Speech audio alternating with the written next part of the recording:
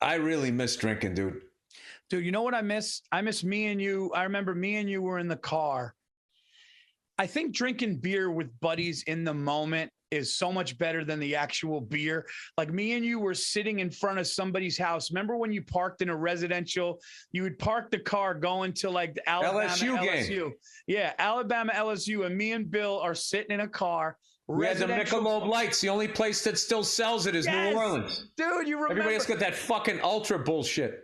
Dude, we're drinking Michelobs and we're sitting in the front of this guy's house and we're getting fucking hammered. We're laughing. We're talking. We get out of the car. We start throwing a football around. I was like, this is the fucking best. Dude, I was so fucking. Then we also had a bottle of hard stuff. That was the mistake. I just remember this guy lighting a match trying to get my cigar going. He's like, you got to hold. And I was like, say here was the match right here. And I was like hammered, like falling away from it. And he had to like come forward with the match. It was really bad. This is what I learned about you drinking now that you don't drink anymore. You went hard, but like Bill was one of those guys to keep it together as far as you never really. The only time I ever saw you stagger was when I was staggering back to your apartment when we were drinking pints of vodka after that Rangers game where I passed out and I almost got divorced. But dude, you fucking dude. Yeah, I remember that. I almost got divorced, dude. I almost got divorced. Like my wife called me up going, I was about to explain to your son why his dad's not coming home. I go, no, dude. He wasn't gonna let me leave. It was 3 a.m. I was hammered. We were like staggering. But dude, you would go hard and like your going hard drinking was never staggering or throwing up. Your shit was like a little, if there was a little fight or like a little argument, you would just lock in on somebody and just be like, really? Is that what you think? I would be like, oh my God. I never puked. You never puked. You Dude, never the amount of people out. that I got into arguments with over fucking sports and shit, it was just so fucking stupid. Dude, I remember when I was 19, I went up to, or 20, I went up to Montreal just to go up there and get hammered with the guys I worked in the warehouse with. And we were afternoon drinking, and I don't know what the fuck happened. All of a sudden, me and this Canadian guy just locked eyes. And I mean, I don't remember. I don't even know. I was like, I was so fucking hammered. Like I like realized I was in an argument with somebody like halfway through the argument. And I'm thinking like, when the fuck did this start? And then I was in it and I had to keep going. I couldn't back down. Dude, this was the middle of the day. And this was some Canadian guy on his lunch hour. And he was a fucking, one of those Montreal douches that hates Americans. And I was the classic German-Irish fucking Boston drunk. And he was just toying with me because he had only had like 1 or 2 and his friends were all laughing at me. And I was just cursing him out, being hammered. And then we went to a titty bar on St. Catherine Street. And I don't even remember what happened. All of a sudden we were out on the street. My buddy was covered in puke.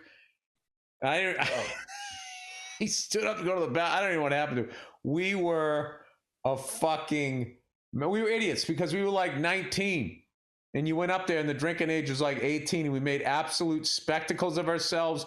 We didn't represent the country well, but we did make it to a Canadians against the Minnesota North Stars. Patrick Waugh between the pipes.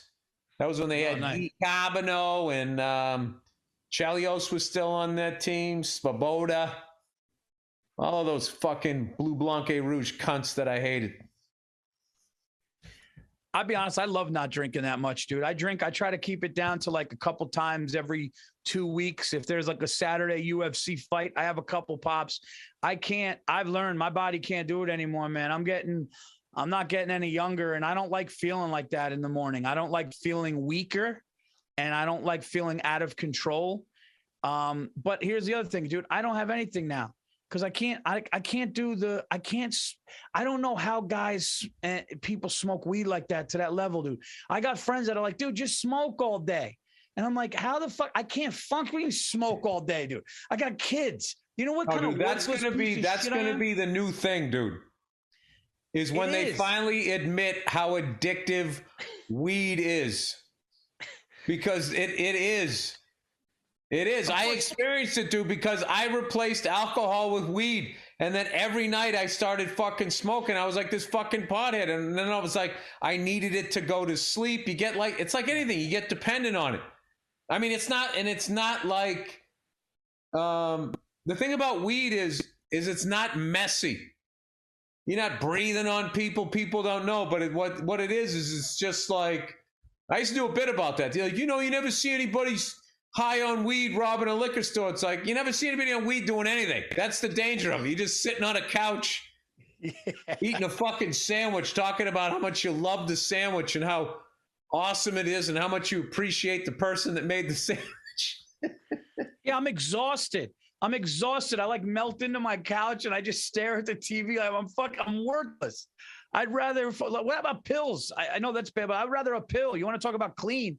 Throw a fucking Vicodin down the gullet. No, I'm just saying, like, it's addictive, but all of it's that's bad. the kind of shit you fucking die.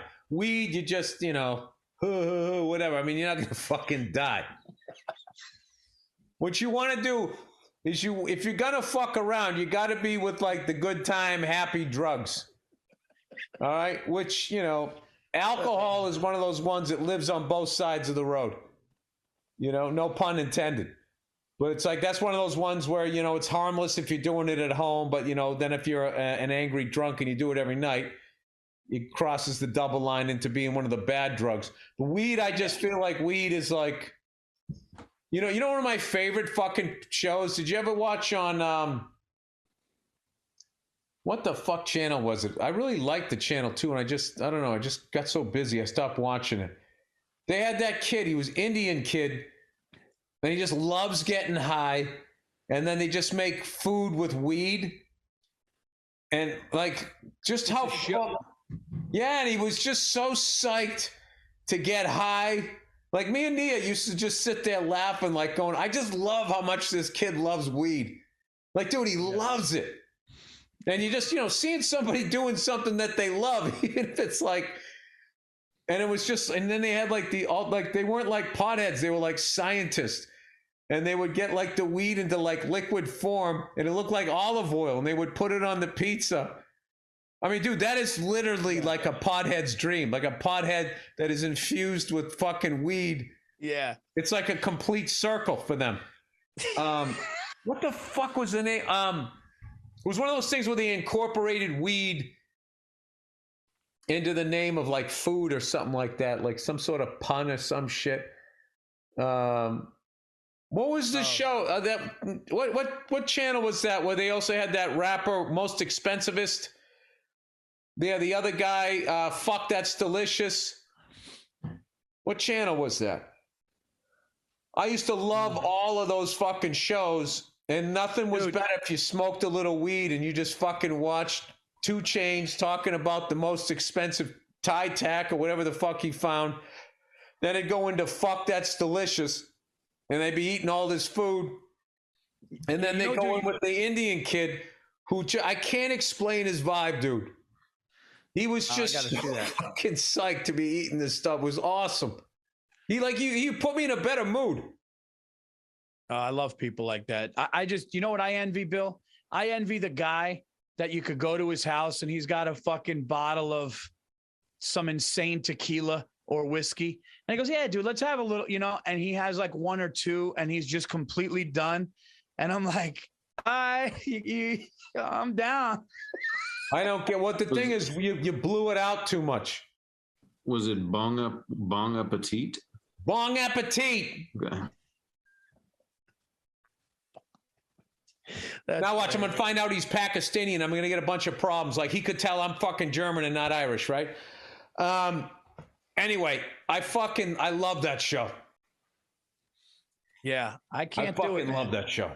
I can't do it, dude. I did an edible and I almost hallucinated and had to have Stacy take me to the hospital. I was hearing sounds and shit. I couldn't hold a thought. You're too paranoid, dude. Yeah, I am. I'm not. But that's good to know that. It's good to know that. I thought I was like that, and it turns out I'm not, man. I just think it's fucking hilarious Like I've had mushrooms. The second time I had mushrooms and I kind of worked on myself, so I just had a good trip, dude. I had a fucking blast. And the whole time I knew I was tripping. I just found the whole thing was fascinating. Now I had no desire to like, now I'm going to start doing that every other weekend or every night or some dumb shit like the way like alcohol and weed seem to work.